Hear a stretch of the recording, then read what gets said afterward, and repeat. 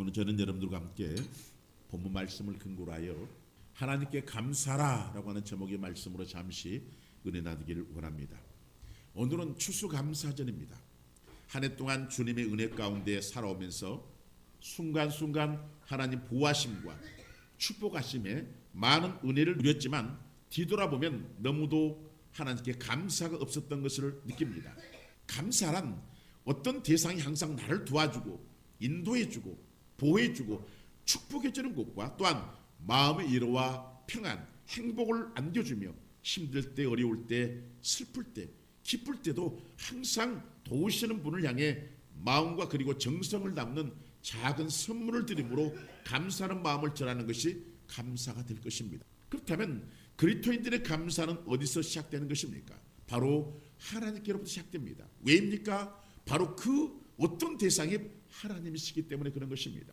하나님이 가장 싫어하시는 것이 있다면 우리가 하나님 없이 혼자 일하는 것입니다. 또한 하나님이 가장 좋아하시는 것이 있다면 하나님과 함께 하시는 것이 될 것입니다. 먼저 내가 혼자 한다는 것은 열매는 불평일 것이며 하나님과 함께하는 일이면 감사가 될 것입니다. 왜냐하면 감사는 하나님부터 파생되기 때문입니다.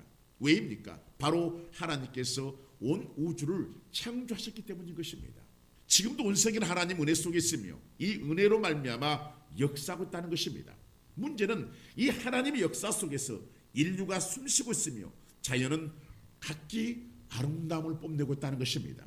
그러나 자연은 사람이 아예 파괴되고 사람은 어느덧 하나님께 감사를 잃어버리기 시작하더니 배신과 배반, 더 나아가 원수로 발전하더니 이제는 고개를 가로젓는 단계까지 이르렀다는 것입니다.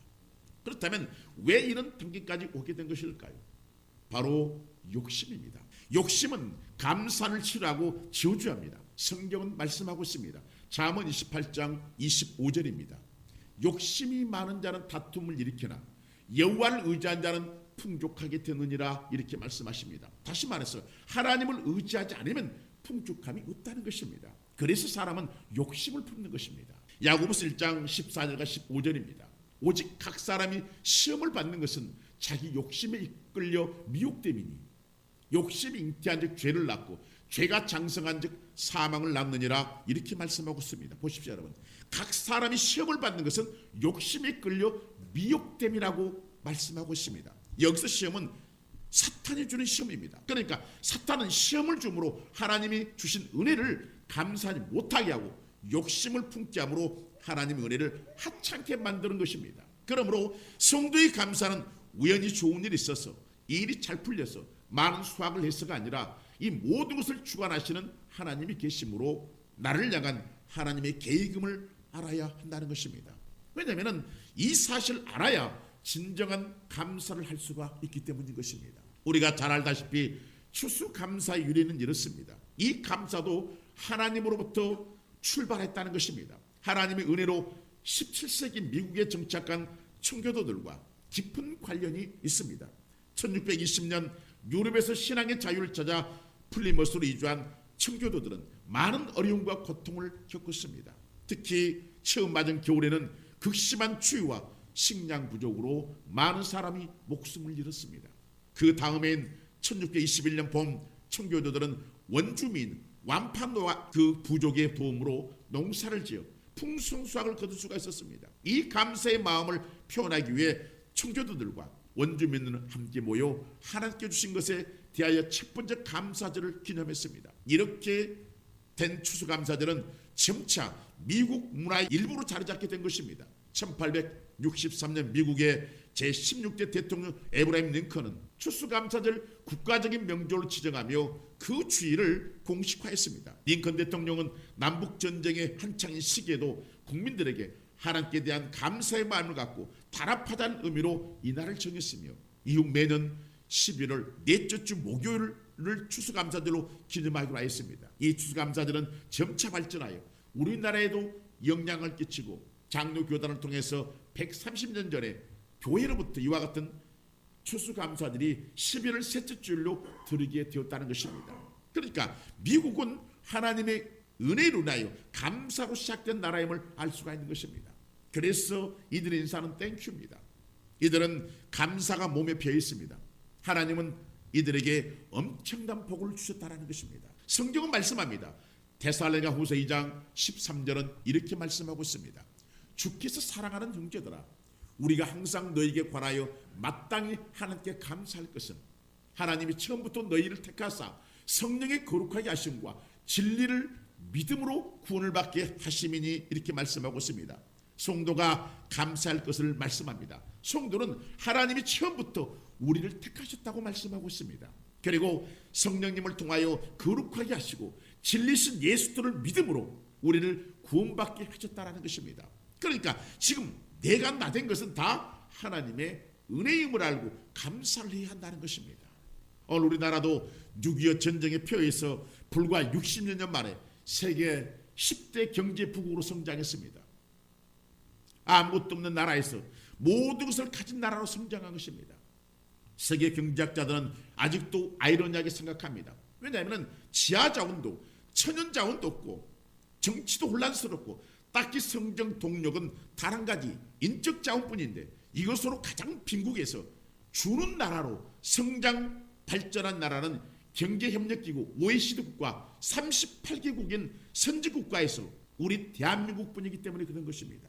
동아시아에서 OECD 국가는 동아시아에서 일본과 대한민국밖에 없습니다. 그러나 이 모든 것이 하나님의 은혜로 이루어졌다고 말하면 사람들은 웃습니다. 비웃는 것입니다. 왜냐하면 기업들이 발전 성장했기 때문이라고 생각하기 때문입니다. 그러나 큰 기업을 가지고 있는 나라도, 큰 땅을 가지고 있는 나라도, 인구도 많은 나라도 수없이 많지만 우리 대한민국 아직도 뒤떨어져 있다는 것입니다. 우리나라 국민들이 모르는 것이 있는데, 교회는 6.25 전쟁 이후 울면서 기도했습니다. 교회에서, 기도원에서, 토굴에서 이 나라를 살려달라고 기도했습니다. 놀라운 것은 이 기도에 하나님이 응답을 주시고 하는 일들이 잘 되기 시작하고 회복되기 시작하며 결국 성장하기 시작했다는 것입니다. 박정희 대통령은 목사님들을 청와대로 불러서 물었다고 합니다. 목사님, 어떻게 하면 이 나라가 잘 살 수 있겠습니까? 이때 정기 목사님께서 각하 새 마음 운동을 해야 됩니다라고 말할 때 비서실장이 새 마을로 하자 하여 새 마을 운동이 시작된 것입니다. 교회는 기도하고 정부는 전략하며 나아갈 때 나라가 회복되기 시작하고 88년 올림픽을 기점으로 대한민국은 급성장을 하였던 것입니다. 그러나 1997년 IMF 즉 외환위기로 나라는 삼류국가로 전락하는 위기 때 당시 대통령이었던 김대중 대통령은 청와대에서 초창기도 때 몸이 불편함에도 불구하고 바닥에 무릎을 꿇고 눈물로 통곡하며 손으로 땅을 치며 하나님 이 나라를 살려주십시오라고 기도하였다는 것입니다. 그래서 당시 예배 참석했던 목사님들은 이 나라가 회복될 것을 아셨다고 생각했다는 것입니다. 물론 많은 아픔과 슬픔이 있었지만 대한민국은 세계 역사 이래 유례없는 성장을 거듭하여 전자, 반도체, 기계, 자동차는 물론이고 선박 그리고 IT까지 세계 기준이 되고 있다는 것입니다. 오늘 이는 정말 놀라운 일들이 이루어진 것은 바로 하나님께서 우리 기도를 들으시며 역사하시고 계셨다는 것입니다. 왜 힘든데 괴롭고 고통스러운데 파산인데 감사를 하냐고요? 이 문제를 해결할 하나님이 계시기 때문에 그런 것입니다. 사람들은 이해하지 못하지만 하나님은 하신다라는 것입니다. 모세는 이스라엘 백성을 이끌고 시내산을 떠나 다베라에 이릅니다. 이스라엘 백성들은 불평불만으로 다가올 때 하나님은 이스라엘 진을 불사릅니다. 그래서 그곳 이름을 다베라라고 하였습니다. 다베라는 불사름, 불타는 것, 연소라는 뜻의 지명입니다. 그런데 얼마 있지 않아 또 불평하는데 이제는 고기가 먹고 싶다는 것입니다. 하나님이 날마다 내려오신 만나에 만족하지 못하고 불평한 것입니다. 그리고 이들은 각기 장막에서 고기가 먹고 싶다고 울음바다가 된 것입니다. 모세는 하나님께 하소연합니다. 하나님, 이 백성이 나를 통하여 고기를 먹게 하라고 하는데 차라리 저를 죽여주십시오. 이때 하나님께서 백성의 장로와 지도자 70명을 데리고 해막 앞에 서라. 그리고 이렇게 말씀을 하셨다는 것입니다. 민수기 11장 18절과 20절입니다. 또 백성에 이르기를 너희의 몸을 거룩히 하여 내일 고기 먹기를 기다리라. 너희가 울며 이르기를 누가 우리에게 고기를 주워 먹게 하랴. 애굽에 있을 때가 우리에게 좋았다 하는 말이 여호와께 들렸으므로 여호와께서 너희에게 고기를 주워 먹게 하실 것이라. 하루나 이틀이나 닷새나 열흘이나 20날이나 먹을 뿐 아니라 냄새도 싫어하기까지 한 달 동안 먹지 하시리니 이는 너희가 너희 중에 계시는 여호와를 멸시하고 그 앞에서 울며 이르기를 우리가 어찌하여 애굽에서 나왔던가 함이라 하라 이렇게 말씀하고 있습니다. 여러분, 감사를 잃어버리면 욕심이 끝이 없다는 것입니다. 그러나 하나님은 저들의 소원을 들어주시겠다는 것입니다. 지금 이곳은 광야입니다. 광야는 말 그대로 아무것도 없는 곳입니다. 그런데 하나님은 내일 고기를 먹게 하시는데 한 달 동안 약 300만 명에게 먹게 하시겠다는 것입니다. 여러분, 끼니 때마다 고기를 한 달 동안 약 300만 명이 먹는다면 고기가 얼마나 있어야 될까요? 아마 말로는 헤아릴 수 없을 것입니다. 그러나 하나님은 농담이나 거짓을 말할 수 없는 분이십니다. 반드시 그렇게 하시는 하나님이시라는 것입니다. 그런데 문제는 모세가 하나님의 말씀이 안 믿어지는 것입니다. 그도 그럴 것은 이곳은 광야이며 사람은 바닷가에 모래처럼 많기 때문입니다. 모세는 반문합니다. 민수기 11장 21절과 22절입니다.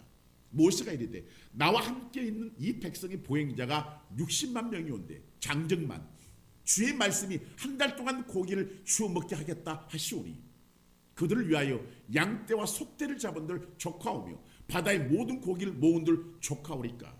즉 모세는 안 믿어집니다. 그런 말인 것입니다. 이 말은 우리가 항상 생각하고 사용하는 전형적인 합리주의며 이성주의입니다. 왜냐하면 지금의 상황으로는 택도 없는 말씀이기 때문입니다. 모세는 생각하기를 하루 정도면 모를까 한 달 동안 그 고기 냄새가 싫어질 때까지 먹게 하시겠다고 하니 안 믿어지는 것입니다. 여러분, 합리주의나 이성주의, 경험주의는 같은 말입니다. 왜냐하면 이들은 자신의 생각이나 경험을 가장 큰 가치로 여기기 때문입니다. 그래서 기적이 안 믿어지는 것입니다. 모세도 마찬가지로 자신의 경험을 볼 때 믿어지지 않았던 것입니다. 믿음이 없는 사람에게 하나님이 일하실 것이라고 말하고 감사라고 말하면 화를 냅니다. 화를 벌컥 낼 것입니다. 왜요? 자신의 지식으로나 경험으로 보았을 때 바보 같은 지식이기 때문입니다. 그러나 성경은 범사에 감사라고 하십니다. 데살로니가전서 5장 18절 이렇게 말씀하고 있습니다. 범사에 감사라. 이것이 그리스도 예수 안에서 너희를 향하신 하나님의 뜻이니라 이렇게 말합니다. 시편 138편 2절과 3절이 이렇게 말씀하고 있습니다. 내가 주의 성전을 향하여 애비하며 주의 인자심과 성실하심으로 말미암아 주의 이름에 감사하오니 이는 주께서 주의 말씀을 주의 모든 이름보다 높게 하셨음이니라. 내가 강구하는 날에 주께서 응답하시고 내 영혼에 힘을 주어 나를 강하게 하셨나이다 이렇게 말합니다.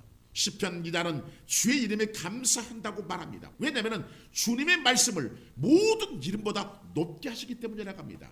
그러니까 하나님의 말씀은 반드시 응답을 주시기 때문에 하는 것입니다. 모세는 하나님 앞에 하나님이 안 믿어집니다라고 못 믿겠습니다라고 말한 것입니다. 이때 하나님께서 말씀하십니다. 민수기 11장 23절입니다. 여호와께서 모세에게 이르시되 여호와의 손이 짧으냐? 내가 이제 내 말이 내게 응하는 여부를 보리라. 보십시오. 왜 우리가 하나님 말씀 앞에 아멘해야 되고 감사해야 하는지를 말씀하시는 것입니다. 여러분, 하나님의 능력이 부족하거나 없거나 하시지 않는다는 것입니다. 하나님의 능력은 창조 때나 지금이나 똑같습니다. 이 능력은 줄어들거나 없어지거나 약해지지 않는다는 사실입니다. 그러니까 하나님의 능력은 많아지거나 줄어들거나 하시지 않는다는 것이 사실입니다. 지금처럼 똑같습니다. 문제는 우리의 믿음이 없거나 줄어들거나 그것이 문제인 것입니다. 이것 때문에 하나님의 응답을 받지 못하는 경우가 많기 때문에 그런 것입니다. 그러므로 믿음이 없음을 회개해야 되고 믿음을 회복해야 하는 것입니다. 하나님은 작은 믿음이라도 감사로 다가온 자들을 외면하지 않으시고 응답을 주시는 하나님이심을 기억해야 한다는 것입니다. 감사는 믿어질 때 감사가 됩니다. 하나님은 말 없는 모세가 하나님 말씀을 받아들일 때 역사하셨습니다.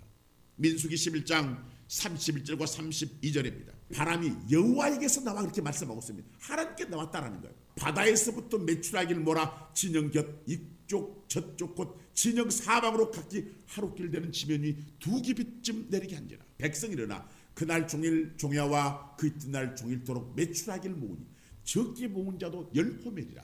그들이 자기들을 위하여 진영 사면에 피워두었더라. 이렇게 말씀하고 있습니다. 하나님 말씀 그대로 메추라기를 높이를 2규빗이니까 약 1m, 10호멜이니까 2200리터 되는 고기를 쌌다라는 것입니다. 사랑하는 성도 여러분, 하나님을 믿습니까? 그렇다면 감사하십시오. 이해가 안 되더라도 감사해야 되는 것입니다. 또한 올해보다 내년이 더 잘 될 것을 믿어야 됩니다. 왜냐하면 믿을 때 감사가 되기 때문인 것입니다.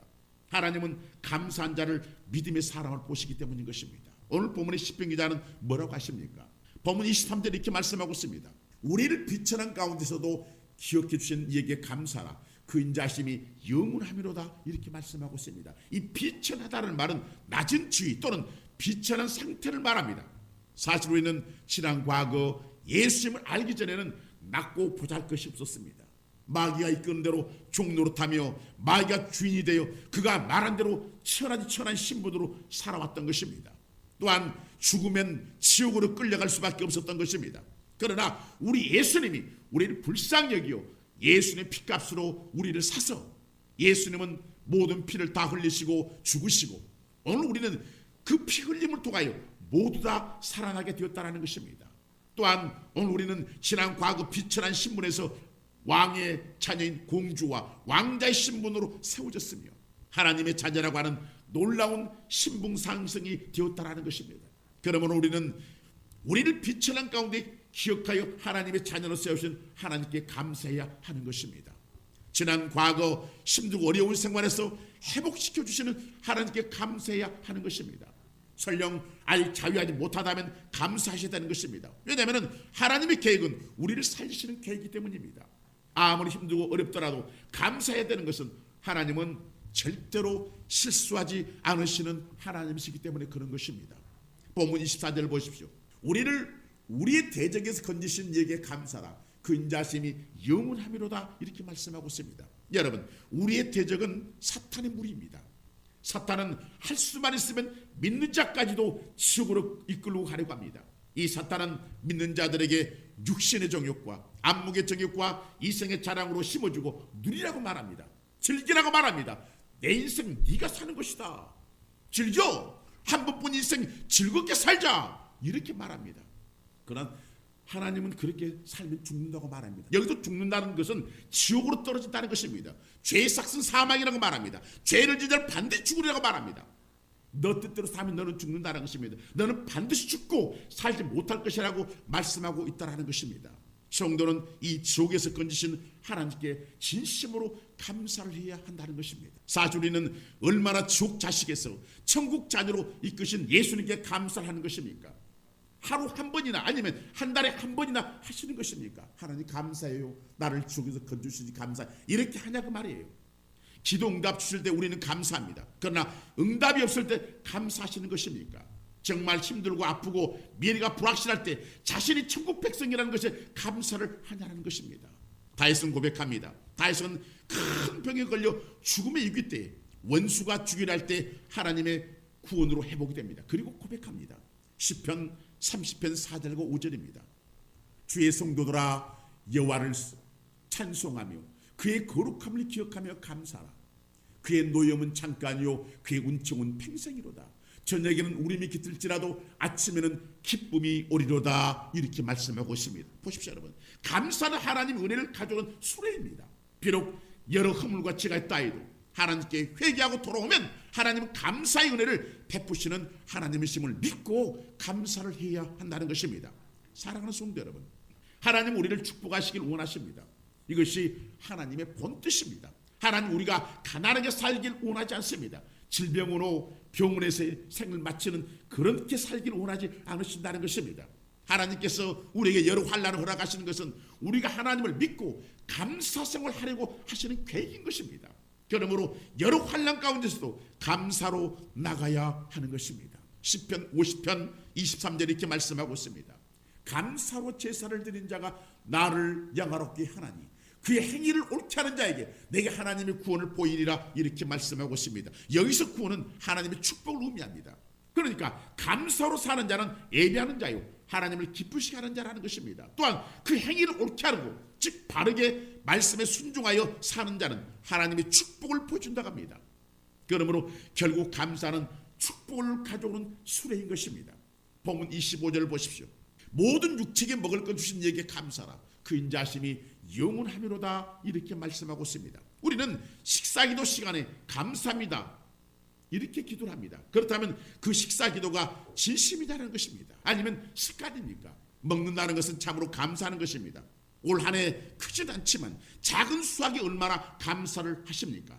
또한 가족들이 질병 가운데 있으면서 치료되어 건강해졌을 때 감사를 하셨습니까? 치료의 근본은 하나님이신데 감사로 나가셨느냐는 것입니다. 한 끼 한 끼 김치에 식사를 하면서 감사를 여러분들이 얼마나 하셨습니까? 하나님 감사하라고 하십니다. 모든 육체 먹을 것을 주신 하나님께 감사하라고 하십니다. 사랑하는 성도 여러분, 성령님은 우리와 떨어지는 것을 매우 싫어하시고 불편해하십니다.